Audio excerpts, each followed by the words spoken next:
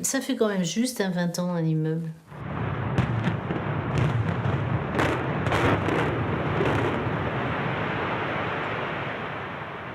Il suffisait d'ouvrir une porte, enlever un panneau de placard pour voir qu'il y avait des flocons d'amiante partout.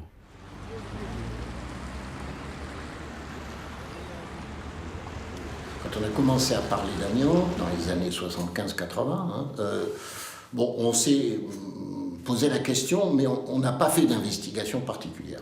C'est l'insistance des représentants du personnel qui nous a poussé à bien explorer la question. Plusieurs années de mobilisation aussi, parce qu'il fallait quitter cet immeuble-là, qui était quand même dangereux. On a vu à peu près les effets de l'amiante 10 ans après qu'on y soit, et on a déménagé que 10 ans après.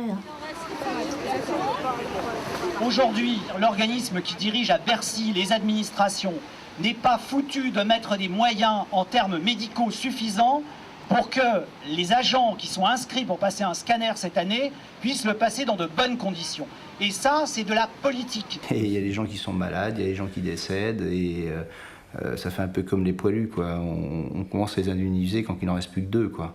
Aujourd'hui, les industriels de l'amiante, Eternit, Saint-Gobain, qui était le plus grand diffuseur mondial d'amiante pendant de longues années, ces gens-là restent à l'abri des poursuites.